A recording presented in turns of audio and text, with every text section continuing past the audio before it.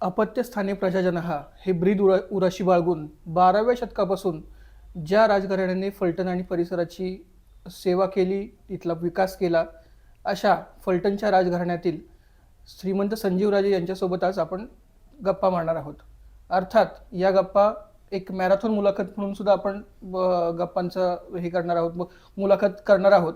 पण हे करत असताना सुरुवातीला प्रत्येक क्षेत्रातील कृषी असेल, सामाजिक असेल, शैक्षणिक असेल, औद्योगिक असेल, वैद्यकीय असेल, फलटणच्या प्रत्येक क्षेत्राचा विकास कसा कसा कसा या 35 वर्षात झाला आणि कशा प्रकारे एक फलटणला वेगळी दिशा मिळाली, याबाबतही श्रीमंत संजीवराजांकडून आपण त्यांची मतं आणि त्यांचे व्ह्यूज जाणून घेणार आहोत. सुरुवातीला आपण त्यांचं स्वागत करूयात. नमस्कार. या मॅरेथॉन मुलाखतीचं नियोजन करत असताना किंवा हे सगळं करत असताना मुलाखत कशी घ्यावी किंवा काय करावी ह्याच्यावर विचार करत होतो. गेल्या 35 वर्षापासूनचा आपला पूर्ण आढावा घेतला, काय काय झालं, काय काय नाही. पण भरपूर अशी क्षेत्र आहेत, इव्हन क्रीडा असेल किंवा कृषी असेल, औद्योगिक असेल, वैद्यकीय असेल, शैक्षणिक असेल, अनेक ठिकाणी आपला स्पर्श झाला आहे. फलटण तालुक्याच्या अनेक क्षेत्रांमध्ये आपण काम केलं आहे. आज हे सगळं झाल्यानंतर गेल्या 2-4 वर्षांमध्ये एक राजकारणात भयानक मोठं एक महाभारत झालं. खासदारकीनंतर सत्तापालट झाला. आज जिल्हा परिषद आणि पंचायत समितीच्या पार्श्वभूमीवर आपण हे सगळं मागं वळून बघताना कसं बघता? खरं राजकारणाची सुरुवात रामराजे साहेब नगराध्यक्ष म्हणून फलटण नगरपालिकेचे नगराध्यक्ष झाले आणि आम्ही अपक्ष या नात्यानेच पंचायत समिती जिल्हा परिषदच्या निवडणुका लढवल्या होत्या. अर्थात त्यावेळेला काँग्रेसचं प्राबल्य होतं. पंचायत समितीमध्ये आम्ही अपक्ष म्हणून त्या ठिकाणी निवडून आलो. मी पहिल्यांदा अपक्ष या नात्यानेच फलटण पंचायत समितीचा सभापती झालो आणि तेथून खऱ्या अर्थाने सर्वसामान्य लोकांचा संपर्क याला सुरुवात झाली. अर्थात ही सर्व निवडून येण्यामध्ये लोकांनी त्या ठिकाणी मतं देण्याच्या पाठीमागं आमचं कुठलं काम होतं अशातला मुळीच भाग नाही. परंतु जी काही श्रीमंत मालोजीराजे साहेबांची पुण्याई होती, शिवाजीराजांची पुण्याई होती, त्यांनी केलेली जी कामं होती त्याचा फायदा त्या ठिकाणी आणि लोकांना असं वाटलं असेल की त्यांचे नातू असल्यामुळं, त्यांचे चिरंजीव असल्यामुळं या ठिकाणी ते सुद्धा तशा प्रकारची कामं करतील.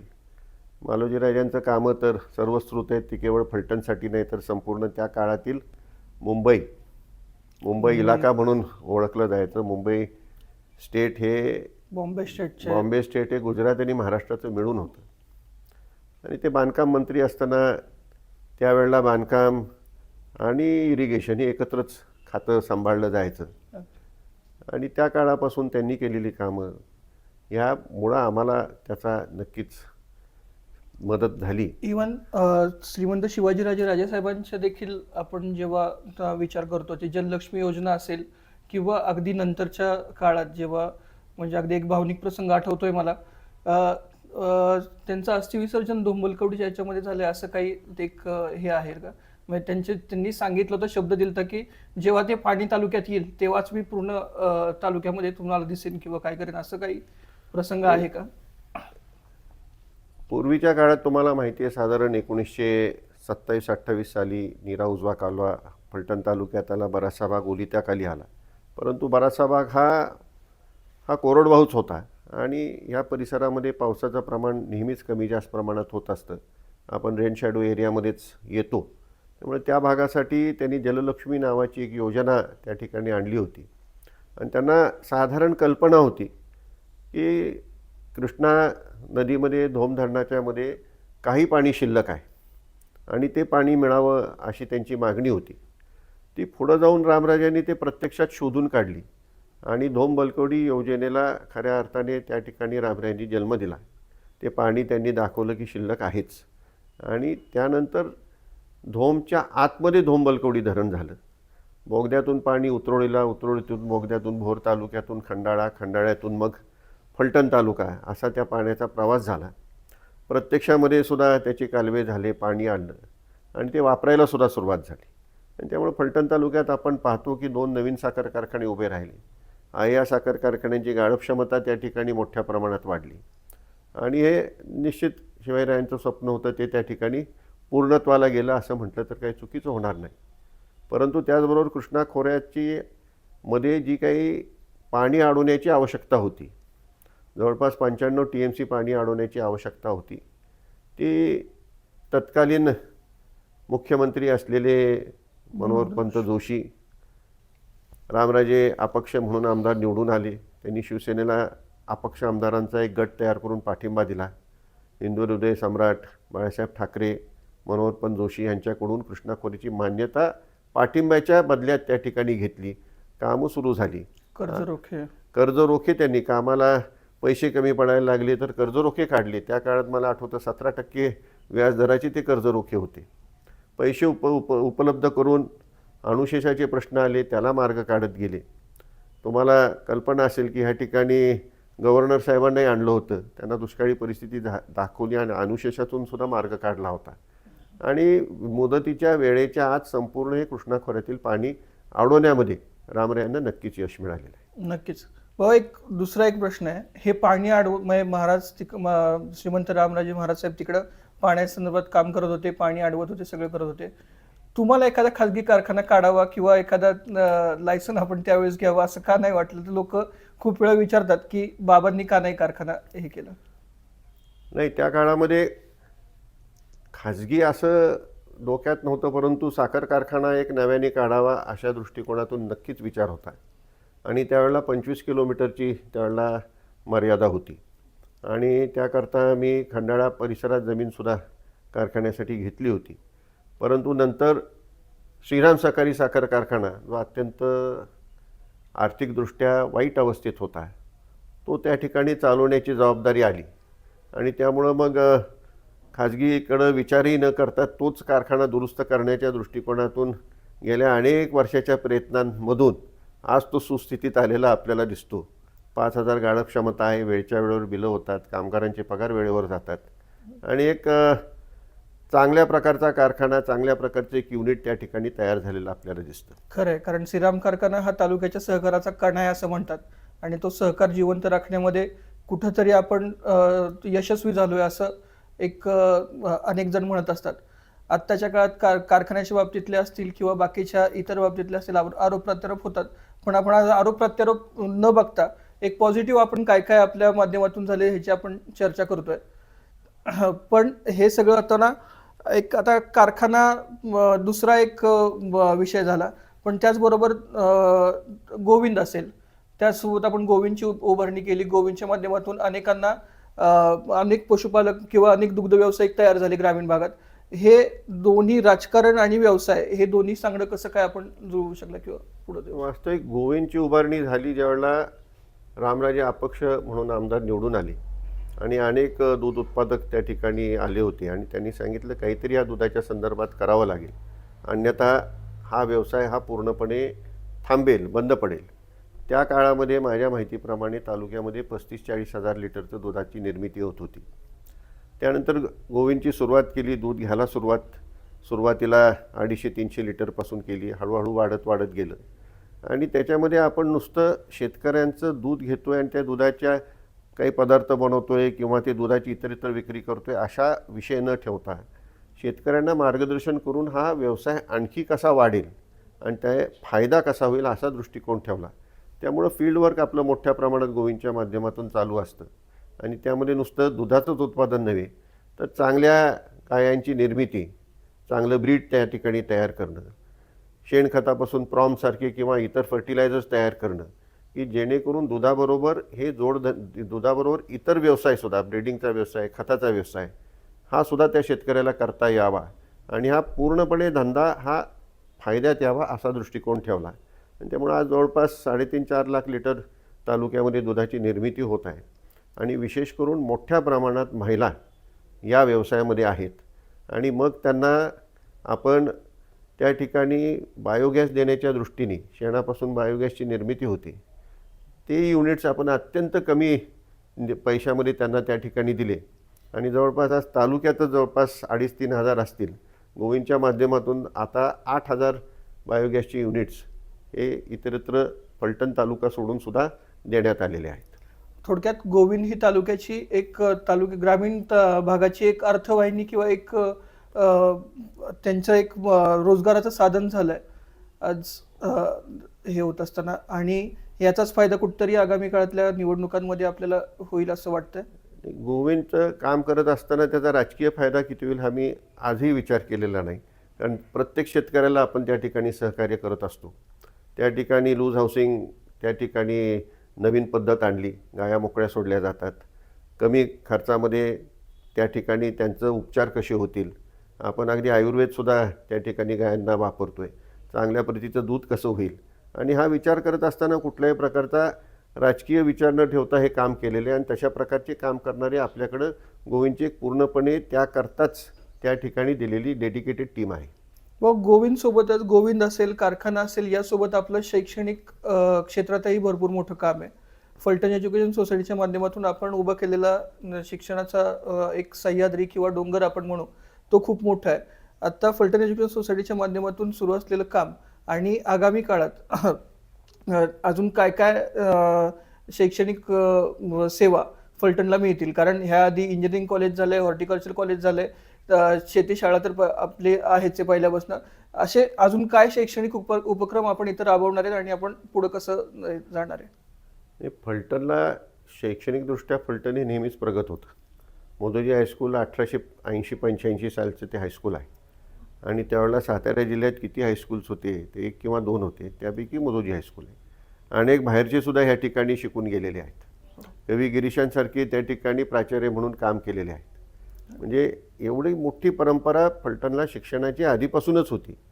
त्यामध्ये थोडंसं व्यावसायिक शिक्षणाची आपण त्या ठिकाणी ॲडिशन केली, आणि इंजिनिअरिंग कॉलेज असेल, ॲग्रिकल्चर, हॉर्टिकल्चर असेल, जे महाराज साहेबांचं शिवाय स्वप्न होतं ते आपण साकार केलं. मग नर्सिंग असेल, डी-फार्म, बी-फार्म असेल, आणि हे कॉलेजसुद्धा हे उत्तमपैकी त्या ठिकाणी विद्यार्थ्यांना स्वतःच्या पायावर उभं राहणारं शिक्षण देऊ शकेल, अशा प्रकारचा बदल आपण करायला सुरुवात केली. आणि इथून पुढच्या काळात हे अत्यंत उच्च प्रतीचं शिक्षण देणाऱ्या त्या संस्था असाव्यात असा प्रयत्न राहणार आहे. आणि त्याचबरोबर क्रीडा क्षेत्रात सुद्धा आपण म्हणजे पूर्ण लक्ष देऊन त्यांना ज्या काही सुविधा देता येईल त्या देण्याचा प्रयत्न केला आहे. त्यामुळं अनेक हॉकीसारख्या, फुटबॉलसारख्या खेळांमध्ये आपल्या अनेक मुलं मुली आज महाराष्ट्राच्या संघात, अगदी भारताच्या संघात सुद्धा त्या ठिकाणी आपल्याला आपली मुलं मुली आज दिसत आहेत. हो, शिक्षणाच्या विषयी विचारायचं म्हणत तर आता बऱ्याचदा अलीकडं फलटण तालुक्यात असेल किंवा ग्रामीण भागात, अगदी पूर्व भागात असेल, ट्रेंड झालाय, असा एक ट्रेंड झालाय की शिक्षणासाठी म्हटलं की बारामतीला जायचं. कारण बारामतीमध्ये आता सध्या पाणी मुबलक, एकाच भागात पाणी आहे, दुसऱ्या भागामध्ये पाणी नाही आहे. त्याच्यामुळे त्यांनी तिथे एक एज्युकेशनल हब तयार करण्याच्या दृष्टीने तिथे त्यांनी प्रयत्न केलेत, आणि त्यामध्ये ते बऱ्यापैकी यशस्वी झालेत. त्याच्यामुळे बराचसा ओढा आपला शिक्षणाच्या दृष्टीने तिकडे बारामतीला जातोय. पण आत्ता त्यांचा जो मायनस पॉईंट आहे तो आपल्या इकडे प्लस पॉईंट आहे. आपल्याकडे पाणी भरपूर आहे, पण आत्ता उद्योगाचं एक कमींसारखा मोठा उद्योग आहे, आणि बाकीचे उद्योग अजून येण्याची गरज आहे. तर आता उद्योगासाठी आपण कशा प्रकारे पुढे जातोय, कारण भरपूर जण त्यासाठी प्रतीक्षेत, म्हणजे त्याची आशा करतात की कुठला चांगला उद्योग येईल का. आता शिक्षणाचं एकंदर बारामतीला विद्याप्रतिष्ठान असेल, माळेगावची संस्था असेल, यांचं चांगलंच त्या ठिकाणी योगदान आहे, याविषयी काही शंका नाही. आणि अर्थात त्या ठिकाणी पवार कुटुंबियांनी त्याच्यामध्ये लक्ष घालून त्या ठिकाणी एक अत्यंत चांगल्या प्रकारचं शैक्षणिक हब उभं केलं आहे. परंतु तेवढ्याच तोडीचे आपल्याकडं सुद्धा शिक्षण संस्था निश्चित आहेत. आज आपल्या ॲग्रिकल्चर, हॉर्टिकल्चर कॉलेजमध्ये अनेक कॉलेजेस झाले, पण 100% त्या ठिकाणी त्या असणाऱ्या जागा सर्वच्या सर्व विद्यार्थ्यांनी भरल्या जातात. काही सुरुवातीच्या काळामध्ये आपले अनेक इंग्लिश मीडियममधून ज्यांना शिकायचं असतं ते बारामतीला जात होते. आता तो बराचसा कमी झाला आहे, आणि आपलं हायस्कूल कुठेही कमी नाही. पण कुठेतरी आपण जाहिरातीला कमी पडतोय का मग, किंवा आपण थोडंसं प्रसिद्धीला कमी मागं राहतोय? फार प्रसिद्धीच्या, म्हणजे मला प्रसिद्धी फारशी कधी आवडत नाही, आणि प्रसिद्धीला आपण कमी पडतोच आहे. आणि सध्या प्रसिद्धीशिवाय काहीच नाही असं सगळं चाललं आहे. ती खरी असेल, खोटी असेल, पण प्रसिद्धी असलीच पाहिजे. पण आपली इंग्लिश मिडियम, श्रीमंत शिवाजीराजे इंग्लिश मिडियमसुद्धा कुठल्याही तुम्ही तुलना केली तर त्या तोडीचं निश्चितपणे त्या ठिकाणी आहे. इंजिनिअरिंग कॉलेजची प्रत बघितली तर ती अत्यंत चांगली आहे. मोदोजी कॉलेज हे A+ ग्रेडमध्ये त्या ठिकाणी आहे. म्हणजे आता कुठेही आपण शैक्षणिक दृष्टी कुठं कमी आहे अशातला मला काही असं भाग वाटतं नाही. मेडिकल कॉलेज सोडून प्रत्येक सुविधा आपल्या इथं आता आहे. नर्सिंग डिफार्म आता हे आहे, पण जे तिथं जे आहे ते फक्त मेडिकल कॉलेज तिथं प्लस आहे. बाकी आपण सगळ्या सुविधा आपल्या इथं आहेत तशा. त्यांनी गव्हर्नमेंट मेडिकल गव्हर्नमेंट कॉलेज त्या आणले. ठिकाणी चालू केलं. आपण म्हणजे जे कन्व्हेन्शनल एज्युकेशन आहे त्याच्याबरोबर छोटे छोटे कोर्सेसही चालू केलेत. म्हणजे GSTच्या संदर्भातला कोर्स असेल, शेअर ट्रेडिंगमधला कोर्स असेल, म्युच्युअल फंड्समधला कोर्स असेल, असे वेगवेगळे कोर्सेसही आपण चालू केलेत की जेणेकरून BCom झाल्यानंतर अगदी BA झाल्यानंतर सुद्धा ते कोर्स केले तर त्यांना कुठं ना कुठं त्या ठिकाणी काम करण्याची किंवा त्या ठिकाणी स्वतःची फर्म उघडून त्या ठिकाणी कन्सल्टेशन करण्याची त्या ठिकाणी संधी उपलब्ध होईल. एका प्रकारे रोजगार उपलब्ध व्हावा आणि ग्रामीण भागातील आपल्या फलटण तालुक्यातील विद्यार्थी असेल किंवा मुलगा असेल तो स्वतःच्या पायावर उभं राहावा उभं यासाठी राहावा अशा प्रकारचं शिक्षण देण्याची आवश्यकता आहे. अगदी. तो देण्याचा आपला प्रयत्न आहे. अगदी. ते त्यालाच जोडून माझा उद्योगाविषयी प्रश्न होता. जे बारामती करू शकत नाही आता, जे त्यांच्या इथं पाणी नसल्यामुळे आता कुठलेही उद्योग येणं अशक्य आहे थोडक्यात. आता तसं आपल्या इथं मुबलक पाणी आहे, 100% तालुका बागायत झालेला आहे मला वाटतं. आणि त्या ह्यानी आता आपल्याला उद्योग आणण्यासाठी आपले काय प्रयत्न आहेत आणि आपण कसं पुढे जाणार आहे. एक प्रकारे बाबा इंडस्ट्रियल हब आपल्या इथं तयार होऊ शकतं का? ते बारामतीला आधीच बऱ्यापैकी इंडस्ट्रियल हब तयार झालेला आहे. आता फलटणची त्या ठिकाणी निश्चितच वेळ आहे आणि कमींसारखा एक अत्यंत मोठा उद्योग आल्यामुळं त्याच्यावर अवलंबून असलेले आणि इतर काही उद्योगसुद्धा त्या ठिकाणी येऊ पाहत आहेत. फलटणला ट्यूब इंडियासारखा सुद्धा एक उद्योग आलेला आहे आणि त्यामुळं नक्कीच आता कालच आदरणीय नामदार उदयजी सामंत साहेब आले होते. आपले एक प्रलंबित त्या ठिकाणी MIDC वाढ करण्याच्या दृष्टीने एक प्रश्न त्या ठिकाणी आहे आणि योग्य मोबदला देऊन जर त्या ठिकाणी शेतकऱ्यांकडून जमिनी घेण्यात आल्या तर मोठ्या प्रमाणात आणखी काही मोठे उद्योगसुद्धा त्या ठिकाणी येऊ शकतील. आणि मुळातच कमींच्या आत्ताशी 9-10 फॅक्टरीज झाल्या, त्यांच्या 19पर्यंत त्यांना त्यांच्या स्वतःच्याच फॅक्टरीज त्या ठिकाणी वेगवेगळे त्यांच्या जे क्षेत्रात ते काम करतात तेच ते उभा करणार आहेत. तर एक मोठं इंडस्ट्रियल हब हे लवकरच तयार होईल. रस्ताही आता चांगला झालेला आहे, त्यामुळं हायवे आता फारसा वेळ आपल्याला हायवेला पोचायला लागणार नाही.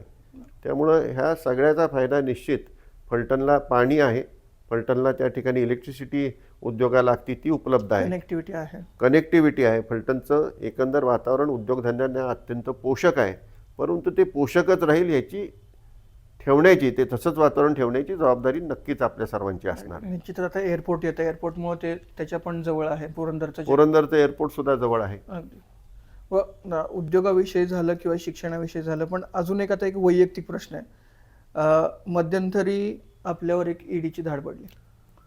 ती ईडीची नाही, ती इन्कम टॅक्सची धाड होती. इन्कम टॅक्सची ईडीची नाही. अनेक जण ईडीचं किंवा हे म्हणत होते, पण ईडी हा पूर्णपणे वेगळा विषय आहे, तो मनी लॉन्ड्रिंगचा विषय आहे आणि इन्कम टॅक्स हा वेगळा विषय आहे. इन्कम टॅक्सचा एक मध्ये हे झाली, धाड पडली. मध्यंतरी इन्कम टॅक्स आपल्या इथं येऊन गेलं किंवा इन्कम टॅक्सची धाड पडली.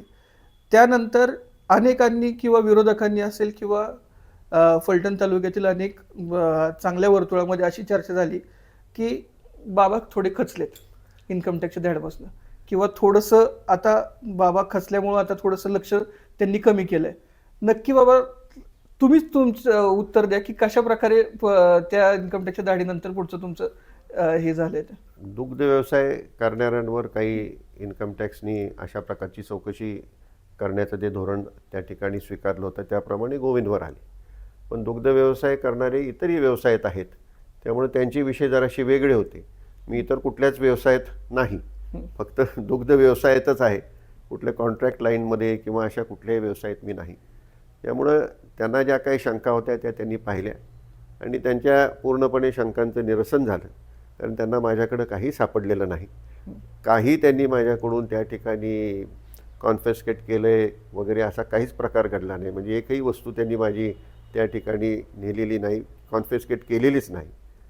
तर काही अकाउंटमधले विषय आहेत त्याचे त्यांना खुलासे पाहिजे होते, ते त्याप्रमाणे खुलासे त्यांना दिलेले आहेत, संपूर्ण खुलासे दिलेले आहेत. आणि आता त्याच्यावरून खचण्याचं काहीच कारण नाही. काय असलं तर अडचण असली तर त्यामध्ये माणूस खचत असतो आणि ह्या गोष्टी व्यवसाय जसा वाढेल तशा काही गोष्टी अशा प्रकारे ज्या होत असतात त्याला खचून न जाता धैर्याने तोंड देऊन पुढं जावं लागतं आणि ते निश्चितपणे धैर्याने तोंड देऊन मी पुढं जातच राहणार आहे. खचण्याचा वगैरे कुठलाही विषय राहणार नाही, काही परिणाम होणार नाही, काही परिणाम होणार नाही. आज आणखी एक बाबा की आता बऱ्यापैकी महाराज साहेब असतील किंवा त्यांच्यानंतर आत्ताच्या याच्यामध्ये आत्ता या निवडणुकीमध्ये आपण कोणताही कुठल्याही गटातून असेल किंवा याच्यातून असेल जिल्हा परिषदेसाठी अर्ज दाखल केलेला नाही आहे. आगामी काळातली आपली राज्यातली राज्यामध्ये आपण लक्ष देणार किंवा वरच्या राजकारणात लक्ष देणार असंही आपण सांगितलंय. पण आगामी काळात बाबा आम्हाला मंत्री झाल्याचं किंवा वरती काम केल्याचं कधी बघायला मिळेल? हा विषय आमदार व्हायचं मंत्री व्हायचं हा वेगळा आहे. आमदार तर बाबा तुम्ही होणारच पण 100%. गेल्या पण 30 मंत्री वर्षापासून जिल्हा परिषदमध्ये काम केले, त्यामुळे एक प्रदीर्घ मोठा अनुभव नक्कीच पाठीशी आहे.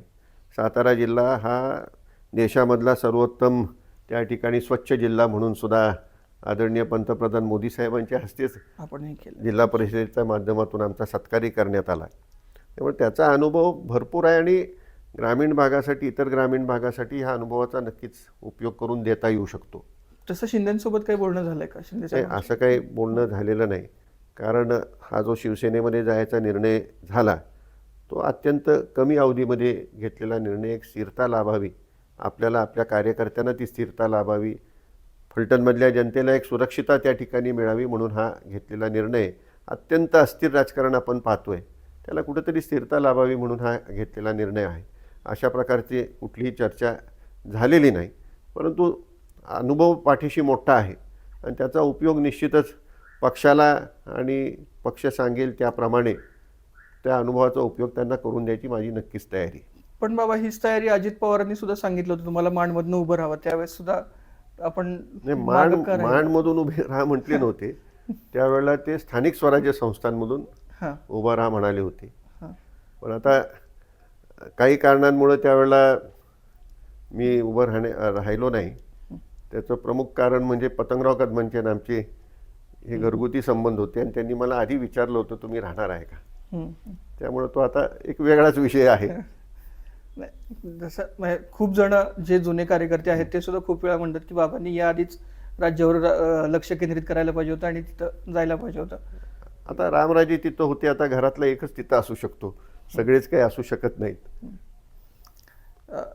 यासोबत आता हे आपण मागच्या सगळ्या क्रीडा विषयक असेल, शैक्षणिक असेल, वैद्यकीय आपला एक विषय राहिला. वैद्यकीय विषयक आपण वैद्यकीय क्षेत्रात केलेलं काम, अगदी कोविडमधलं झालेलं आपलं काम, आपण कोविडमध्येही सतत रुग्णांच्या संपर्कात होता, त्यांची सेवा करत होता आणि लाईफलाईनच्या माध्यमातून किंवा अगदी सातारच्या कोविड हॉस्पिटलच्या माध्यमातून असेल जे आपण काम उभं केलं आहे, त्यावेळेस कुठले कुठले अनुभव आले आणि कोविडमध्ये कशा प्रकारे आपण काम केलं? पहिली ज्यावेळेला कोविडची वेव आली त्यावेळेला फारसे आपल्याकडे रुग्ण नव्हते, परंतु दुसऱ्या वेवला मात्र मोठ्या प्रमाणात त्या ठिकाणी रुग्ण आपल्याला आढळून आले आणि मोठ्या प्रमाणात अनेक रुग्ण दगावले सुद्धा. त्या काळामध्ये सातारला त्या ठिकाणी कोविडसाठी त्यांचं जे म्युझियम आहे त्यामध्येच त्यांनी अद्ययावत हॉस्पिटल केलं. तत्कालीन कलेक्टर शेखर सिंग होते, त्यांनी बऱ्यापैकी लक्ष घातलं. आम्ही त्यांना विनंती केली की फलटणला सुद्धा आम्हाला एक 100 बेडचं त्या ठिकाणी हॉस्पिटल तयार करायचं आहे. मग नगरपालिकेचा जो हॉल आहे तिथं त्यांनी हॉस्पिटल उभा करायला परवानगी दिली आणि त्यामुळं मोठ्या प्रमाणामध्ये पेशंट्सला त्या ठिकाणी दिलासा मिळू शकला. म्हणजे कोविडमध्ये जी परिस्थिती होती की बेडच मिळत नाही, पण फलटणला आपण मोठ्या प्रमाणात बेड्स निर्माण केली. ऑक्सिजनचं परत त्यानंतर अनेक डॉक्टर्स होते, त्या डॉक्टरांना सुद्धा रिक्वेस्ट केली, त्यांनी सुद्धा त्यांचे हॉस्पिटल कोविड सेंटर म्हणूनच त्या ठिकाणी त्यांनी सुरू केले. ऑक्सिजनचा मोठा प्रश्न त्या ठिकाणी होता आणि जवळपास तो रोजचाच प्रश्न होता की ऑक्सिजन कुठून आणायची. मग त्या काळामध्ये सोना अलाइजमध्ये तिथेही ऑक्सिजनची निर्मिती होऊ शकते, कारण ती स्टील इंडस्ट्रीला लागते. तिथं त्यांनी त्यांचा प्लांट चालू केला. ते रामरायांनी मागं लागून त्यांच्याकडून तो चालू करून घेतला. एक ऑक्सिजन प्लांट हा मॅग्नेशियाला होता, ते इंडस्ट्रीयल ऑक्सिजन. आम्ही कलेक्टर साहेबांना विचारलं इंडस्ट्रीयल ऑक्सिजन, ते म्हणले ते चालेल. डॉक्टरांशी त्यांनी सल्लामसलत केली आणि तो प्लांट आणून मग मालोजीराजे रुग्णालयात त्या ठिकाणी लाईफलाईनच्या माध्यमातून तो उभा केला आणि त्यामुळे ऑक्सिजनचा थोडाफार दिलासा नक्कीच फलटणकरांना मिळाला. मला अगदी रत्नागिरीच्या कलेक्टरांचा फोन आला होता की तुम्ही ऑक्सिजनचं काही करू शकता का. म्हटलं आमच्यातच कसं तरी केलं आहे, तेवढ्या लांब तर काही करणं कठीण आहे. म्हणजे आपल्या कोविडच्या कार्याची नोंद राज्यभर होती, रत्नागिरीवरून सुद्धा आपल्याला त्यावेळेस फोन येत होते. पण ते आहे व उपजिल्हा रुग्णालयात सुद्धा मला वाटतं ऑक्सिजनचा मोठा प्लांट आपण तिथं उभा केला गेला नाही, तो शासनाच्या माध्यमातून त्या ठिकाणी उभा राहिला आणि आपण हा इंडस्ट्रियल ऑक्सिजन थोडासा त्यामध्ये बदल करून तो, आणि त्यामुळे फार मोठा दिलासा मिळाला. अगदी. व आता उपजिल्हा रुग्णालयाचा आणि कोविडचा विषय निघाला तर अजून एक विषय आहे. झिरपवाडीचं जे हॉस्पिटल आहे ते हॉस्पिटल आपण राजकीय साठमारीमुळं करायची म्हणून ते आपण पुढं चालून दिलं नाही असं काही. असं अजिबात नाही आहे. ते त्या काळामध्ये पंचायत समितीच्या नजीक हे हॉस्पिटल होतं, त्याचंच रूपांतर उपजिल्हा रुग्णालयात झालं. ज्या वेळेला तिथं काम करायचं होतं त्यावेळेला वैद्यकीय मंत्री स्वर्गीय दिग्विजय खानविलकर होते. त्यांनी काही निधी दिला आणि ते लांब पडत असल्यामुळं तिथं ते सुरूही झालं होतं, असं नव्हतं ते सुरू झालं नव्हतं. ते लांब पडत असल्यामुळं त्यावेळेला, आज बघितलं तर आज ते लांब नाही आहे, परंतु त्यावेळेला फार लांब पडते अशामुळं तिथं पेशंट जात नव्हते आणि डॉक्टर मंडळी इथंच बसत होती. त्यामुळे इथंच आपण डेव्हलपमेंट केली आणि आता उपजिल्हा रुग्णालय म्हणून फलटण त्या ठिकाणी आहे. अनेकदा ते आपण अनेक लोकांना त्या ठिकाणी दाखवलेलं आहे, शासनालाही दाखवलेलं आहे की इथं काहीतरी आपल्याला वैद्यकीयदृष्ट्या करण्याची आवश्यकता आहे. तिथं जमीनसुद्धा बऱ्यापैकी उपलब्ध आहे. तर आत्ता जे वैद्यकीय मंत्री आहेत त्यांनासुद्धा आपण एक प्रस्ताव देतो आहे की ते तुम्ही साथी रोगांचं, आता कोविडसारखे रोग येत राहतात, त्याचं त्या ठिकाणी एक केंद्र चालू करा. म्हणजे पाचगणीला तसं आहे, पाचगणीला जसं आहे तसं इथं चालू करा आणि त्याचा उपयोग निश्चितपणे आपल्याला झाल्याशिवाय राहणार नाही. आणि ते चालू करायचं. तर राजकारणासाठी काय आता एखादा रस्ता माझ्या आधीच्या कुणी केला असेल तर तो काय मी नांगरून टाकणार आहे का? त्यांनी केलं आहे म्हणून काय तो बंद करायचं का? असं असू शकत नाही. कोणी काही चांगलं काम केलं असेल तर ते पुढं नेण्याची, ते वाढवण्याची आपली जबाबदारी असते. त्यामुळे तसं काय राजकारणासाठी अजिबात तिथं केवळ कोणी जात नसल्यामुळे तो आला विषय. आणि मी म्हणजे रामराजे आमदार होण्यापूर्वी वगैरे त्याच्या आधीच ते बंद झालं होतं, चालू होऊन बंद झालं होतं. ते चालूच झालं नाही असं काही नाही. त्यावेळेला घेतलेला निर्णय हा काय अयोग्य होता असं मी म्हणणार नाही. ते चालू ठेवणं गरजेचे. आणि ज्याप्रमाणे आज जे बदल होत आहेत आणि थोडं सिंक्रोनाइज्ड आणि एकत्रित सगळं लागतं, असं पसरलेलं आता चालत नाही. हॉस्पिटल सगळं आता कॉम्पॅक्ट लागतं. तशा प्रकारचा विचार करून आपल्याला इथून पुढच्या काळात पुढे जावं लागेल. तसा काही विचार फलटणमध्ये तसं वेगळं अजून नवीन हॉस्पिटल आता आहे. ह्या जागेत सुद्धा आपण 200 बेडचं सुद्धा त्या ठिकाणी सहज करू शकतो. आणि तशा प्रकारची मागणी वैद्यकीय मंत्री नामदार आबिटकर साहेब आणि उपमुख्यमंत्री नामदार एकनाथरावजी शिंदे साहेब यांच्याकडे आपण केलेली आहे. अजून एक विषय होता की आपण फलटण नगरपालिकेच्या अनुषंगानं हद्दवाढ असेल किंवा कोळकी असेल, तिथली ग्रामपंचायतीची नगरपंचायत असेल, असे प्रयत्न आपल्या काळात फारसे होताना दिसले नाहीत. किंवा हे हद्दवाढीचा प्रस्ताव आला होता, परंतु कोळकी आणि जाधववाडी या सर्वच ग्रामपंचायतींचा त्यावेळेला थोडासा विरोध झाला. आणि माझं मत होतं की घ्यायची असेल तर संपूर्ण तुम्ही त्या ठिकाणी ग्रामपंचायत हद्दवाढीत घ्या. कारण कराडनंतर मलकापूर नगरपंचायत वेगळी झाली, आता ती नगरपालिका पण झाली. तसं फलटणचं पण इकडे झालं असतं. नगरपंचायतीचे दोन्हीचे प्रस्ताव आपण कोळकीचा आणि जाधववाडीचा हे देण्याच्या दृष्टीने तयारी केलेली होती.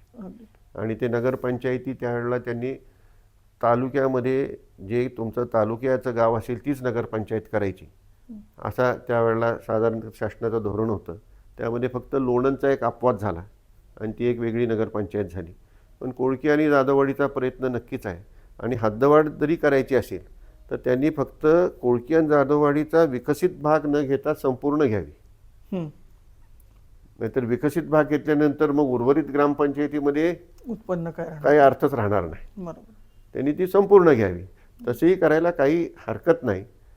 नगरपंचायत करणं किंवा फलटणमध्ये संपूर्ण आजूबाजूचा परिसर, ज्याप्रमाणे बारामतीला संपूर्णपणे त्यांनी ग्रामपंचायती ताब्यात घेतल्या, संपूर्ण गावच घेतलं, तसं जर केलं तर त्याचा जास्ती फायदा होतो. पण बारामतीला ते नाजीदादांचं डायरेक्ट 300 कोटी निधी आणला, 500 कोटी निधी आणला, हे सगळं एकत्र हे केलं, मग एकत्र हद्दवाढ करून तिथं सुविधा दिल्या.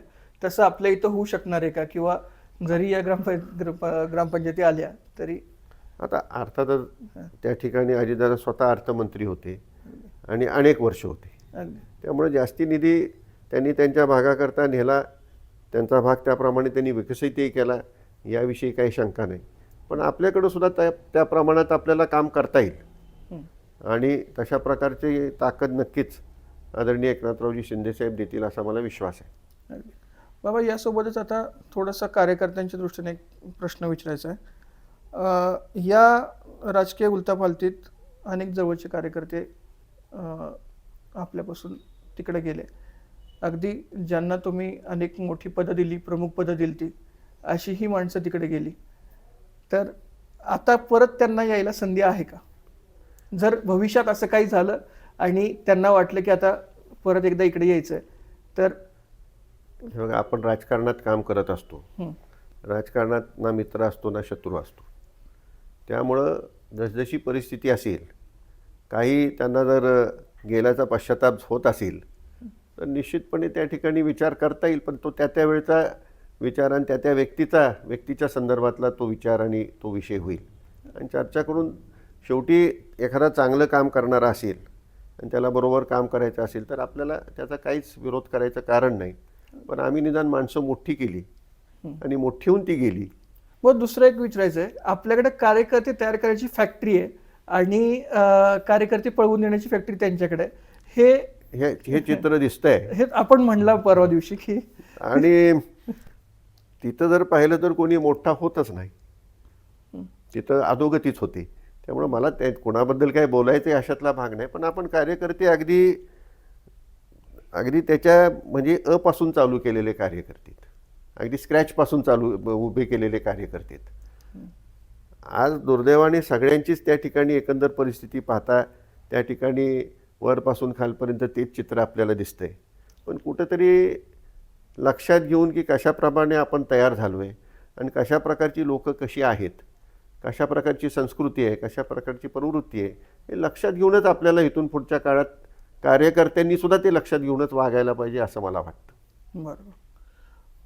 बाबा आणखी एक ह्याच्यामध्ये होतं की फलटण तालुक्याचे सामाजिक सलोखा असेल किंवा एक जातीय समीकरण असेल ते सुद्धा आपण व्यवस्थित अबाधित आणि बॅलन्स राखण्याचा आपण प्रयत्न केला.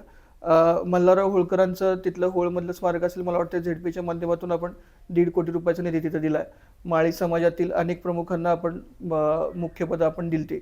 पण हे सगळं करत असताना ही कुठेतरी तारेवरची कसरत होती आणि आज त्यातली जी प्रमुख पदं दिलेली माणसं आहेत किंवा ते जे केलेलं काम आहे ते कुठेतरी मागं विसरत चाललं असं वाटतंय. मल्हारराव होळकरांची त्या ठिकाणी जो कार्यक्रम सुरू झाला ते आपल्या भागात जन्मलेले आणि त्यानंतर मराठा साम्राज्य वाढवण्यामध्ये त्यांचा फार मोठा सिंहाचा वाटा होता. श्रीमंत सुभेदार मल्हारराव होळकर हे फार एक मोठी आसामी होती. ती कुठल्या समाजाचे हा माझ्यासमोर कधी विषय आलाच नाही. तो जो कार्यक्रम सुरू झाला तो खऱ्या अर्थाने श्रीमंत रघुनाथरायांनी तो कार्यक्रम सुरू केला.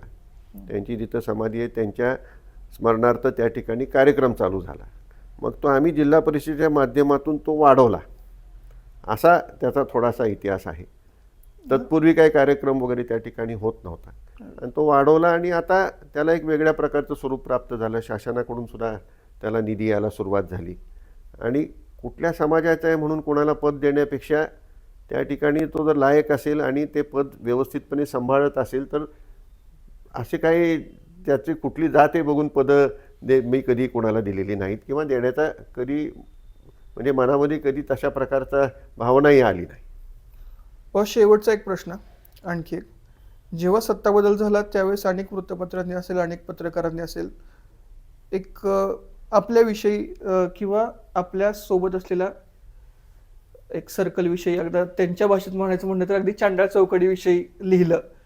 खरंच हे तुमच्या दृष्टीनं ते हे आहेत का, बाधक आहेत का, किंवा हे जी चर्चा होती त्याविषयी आपल्याला काय मत आहे? राजकारणात सगळ्या प्रकारची माणसं आजूबाजूला असतात, ते आपण ओळखूनच असतो आणि आपण दारच उघडं ठेवलंय ना. असं कुठं अशी आडकाठी कुठं नाहीच आहे ना. दार उघडच आहे ना, कोणी येऊ शकतं आणि भेटू शकतं अशी. त्यामुळे काही प्रश्नच येत नाही ना, कोणी अडवायलाच त्यांना नाही. बरोबर. आणि काम कोणाचं आहे काय नाही ते जर थेट येऊन जर सांगत असेल तर कुठल्याही प्रकारचा विषय फारसा राहत नाही आणि कुणाचं किती ऐकायचं हे जर समजत नसेल मग तो नेतृत्व कसं काय करेल. बरोबर. त्याच्यामुळं हा कार्यकर्त्यांसाठी वैयक्तिक विषय आता शेवटचं म्हणून म्हणलो. आता निवडणुकीवर परत एकदा येऊयात. व निवडणुकीमध्ये मनी पॉवरच्या बाबतीत किंवा एकंदर बाकीच्या बाबतीत आपण कुठेतरी कमी पडतोय असं वाटतं? आम्ही आजपर्यंत जे जे राजकारणात आहे गेल्या 30 वर्षापासून जिल्हा परिषदमध्ये आहे. आता घराण्याचा लाभलेला वारसा, त्यामुळं राजकारणात येऊन त्या ठिकाणी अर्थकारण करावं, त्या ठिकाणी पैसे कमवावेत असं कधी मनालाही शिवलं नाही. त्यामुळं त्याच्यापासून आम्ही नेहमी अलिप्तच राहिलो. आजच्या काळामध्ये राजकारण आणि अर्थकारण हे वेगळं काही राहिलेलं नाही, आता हे सगळ्यांनाच माहिती आहे. आणि त्यामुळे तिथं निश्चितच कमी पडतोय आणि त्याची आजपर्यंतच्या केलेल्या गेल्या अनेक वर्षाच्या राजकारणात समाजकारणातून तशा प्रकारची कधी माहिती आणि तशा प्रकारची सवय आम्ही लावली नाही किंवा ती लागली नाही. अशी निवडणूक आता पहिल्यांदाच मी पाहायला लागलो आहे की ज्याच्यामध्ये लोकसभेला असेल, विधानसभेला असेल, त्या ठिकाणी हे वेगळ्या प्रकारे अर्थकारणपूर्वक निवडणूक होती आहे. पूर्वीच्या तुम्ही कोणालाही विचारा लोकसभेची निवडणूक कशी होत होती, तर त्या ठिकाणी कसलाच खर्च होत नव्हता. त्या ठिकाणी कार्यकर्ते स्वतःच्या खर्चाने त्या ठिकाणी निवडणूक करत होते.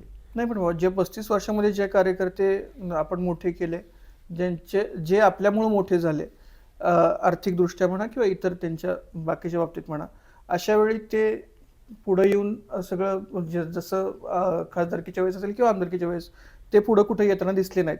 अनेक जण असंच म्हणत होते की नाहीये, आता थांबूयात आपण, आणि ते त्या कारणासाठी काही जण तिकडे गेले असंही चर्चा होती. पण हे कितपत योग्य आहे किंवा कशा प्रकारे आहे? अशाच प्रकारे पुढे गेलो तर चांगली लोक राजकारणापासून बाजूलाच जातील आणि मग फक्त इकडून तिकडून पैसे जे जमवू शकतात तेच राजकारणात दिसतील. शेवटी कष्टाने कमवलेले पैसे तेवढे नसतात आणि ते राजकारणामध्ये तो घालू शकत नाही. आणि हा प्रश्न ग्रामपंचायतीपासून सगळ्याच ठिकाणी अनुभवायला मिळेल. बरोबर. सध्या विरोधकांकडून असेल, आता विरोधकांवर आपल्याला टीका करायची नाहीये किंवा आपण त्या बाबतीत बोलत नाहीये, पण 35 वर्षात काय केलं हा एक खूप मोठा प्रश्न समोर येतो आणि दरवेळेस बोलला जातो. तर त्याला आपण उत्तर कशा प्रकारे दिलं? आता गेल्या काँग्रेसनी 70 वर्षात काय केलं असा विचारण्यासारखा हा प्रश्न आहे. म्हणजे 70 वर्षात काहीच झालं नाही आणि जे काही घडलं ते गेल्या 10-15 वर्षातच झालं असा म्हणण्यासारखा विषय झाला आहे. 35 वर्षामध्ये जर आपण बारकाईने पाहिलं तर संपूर्ण फलटण तालुका आज ओलिताखाली आलेला आहे. हा प्रश्न गेल्या कित्येक पिढ्यांचा होता. दुष्काळ, मला आठवते दुष्काळ दौरे होत होते त्या फुफट्यातनं आणि त्या ह्याच्यामधून कुसळातून जिथं गाडी जात होती तिथं आज ऊस उगवतं. ते आता थोडंसं तरुण मुलं आहेत त्यांना, त्यामुळे एखाद्या वेळेला पूर्वीची परिस्थिती माहिती नाही. अनेक गावांना जाणारे रस्ते सुद्धा धड नव्हते. आज कुठल्याही गावाला गेलं तर त्या ठिकाणी डांबरी रस्ते आहेत. संपूर्ण तालुका हा आज पाण्याखाली आलेला आहे. या ठिकाणी 4 साखर कारखाने झालेत, 2 नवीन झालेत. असणाऱ्या कारखान्याची एकाची 10,000 गाळप क्षमता झाली, दुसऱ्याची 5,000 गाळप क्षमता झाली. औद्योगिकदृष्ट्या कमींसारखा एक मोठा उद्योग ह्या तालुक्यामध्ये आलेला आहे. या तालुक्याची उलाढाल आज बघितली तर कितीतरी वाढलेली आहे. आणि तुम्ही फलटण तालुक्याची तुलना करत असताना बारामतीबरोबर करता. बारामतीला एक हाती अनेक वर्ष अनेक विकासाची दृष्टी असलेली नेते त्यांना लाभलेले, त्यांना त्यांच्याविषयी काही शंका नाही. सत्तेचा केंद्रबिंदू बारामती, पण त्यांना विकासाची दृष्टी होती असं काही म्हणता येणार नाही. नुसती सत्ता होती, विकासाची दृष्टी होती. त्यांनी विकास केलाच आहे, त्याविषयी काही माझं म्हणणंच नाही. परंतु फलटणची तुलना तुम्ही अनेक इतर तालुक्यांशी केली तर आपण कुठं कितीतरी पुढं आहोत हे सहजच लक्षात येतं. आणि गेल्या 30 वर्षात अनेक गोष्टी घडत गेल्या. तालुक्यामध्ये शांतता आहे, सुरक्षित आहे. तालुक्यामध्ये औद्योगिकरण वाढलेले आहे. तालुक्यामध्ये शैक्षणिकदृष्ट्या हा तालुका अत्यंत प्रगत आहे. इतर क्षेत्रात सुद्धा हा तालुका प्रगत आहे. हे सर्व गोष्टी काहीच घडलं नाही तर हे काहीच दिसलं नसतं ना. मी दिसतंय ते काय दिसतंय. बरोबर. हो, आणखी एक आता डिलिमिटेशन येतंय, असं म्हणतात की आता डिलिमिटेशन होईल, त्यानंतर माहीत नाही पुढे आरक्षण कुठलं पडेल, महिला पडेल का ओपन पुरुष पडेल. त्यावेळेस आमदार म्हणून इथनं लढायला आपण जर सर्वसाधारण पुरुष हे जर आरक्षण जर आलं तर आमदार म्हणून आपण इथनं लढणार का? हो, निश्चित लढणार. कारण एवढ्या वर्षाचं काम केलेले अनुभव आहे आणि त्याचा उपयोग आपल्याला निश्चित त्या ठिकाणी करून घेता येईल. पण जर सर्वसाधारण महिला हे आरक्षण पडलं तर जसं आता त्यांच्याकडं कोणतरी त्यांच्या जसं अगदी नावानेशी म्हणायचं म्हटलं तर जिजामाता नाईक निंबाळकर ज्याप्रमाणे काम करताना दिसतात तसं आपल्या इथं कोण काम करतं? तसं जर अजून काही महिला आरक्षणाचा विषय आला नाही, आला तर त्यावेळेला तशा प्रकारचा विचार आम्हालाही करता येईल, तशी काय अडचण येणार नाही. निश्चितच यानंतर जिल्हा परिषद आणि पंचायत समितीमध्ये आगामी काळात जी होती आता त्यामध्ये किती प्रमाणात आपल्याला यश मिळेल आणि कशा प्रकारे आपण पुढे जाऊ शकतो? आता जे काय वातावरण दिसते त्यावरून तर चांगल्यापैकी यश मिळेल असं निश्चित परिस्थिती आहे. बाबा आपण का उभं राहिला नाहीत? एक सुरुवातीला सांगितलं की आता 30 वर्ष मी जिल्हा परिषदेमध्ये नाही, काम आपण करतोय. म्हणजे या आपल्या घरातलं कोणच उभं राहिलं नाही, म्हणजे विश्वजित राजे असतील किंवा अगदी आपण असेल किंवा वहिनी साहेब असतील, कोणच उभं राहिलं नाही आपल्या वहिनी साहेब सुद्धा गेल्या 25 वर्ष त्यामध्येच आहेत नाही. आणि त्यांनी स्वतःला थोडं गोविंदला वाहून घेतलेलं असल्यामुळे त्यांचा बराचसा वेळ तिथं जातो. आणि शेवटी जिल्हा परिषदेमध्ये आता माझ्या निम्म्या वयाची मुलं तिथं जाणार आहेत. त्यामुळं कुठेतरी तोही विचार करायला पाहिजे आणि कुठेतरी प्रत्येकाला प्रत्येक ठिकाणी थांबण्याची त्या ठिकाणी कुठेतरी भावना असली पाहिजे आणि नवीनना संधी द्यायलाच पाहिजे. ते क्षेत्र असे की त्या ठिकाणी थोडे नवीन लोकांना संधी देण्याची आवश्यकता आहे, त्याप्रमाणे ती दिलेली आहे. निश्चितच आगामी काळात होऊ घातलेल्या जिल्हा परिषद आणि पंचायत समितीच्या निवडणुकीसाठी आपण श्रीमंत संजीवराजे यांना शुभेच्छा देऊयात आणि ही मॅरेथॉन मुलाखत इथे थांबूयात. धन्यवाद.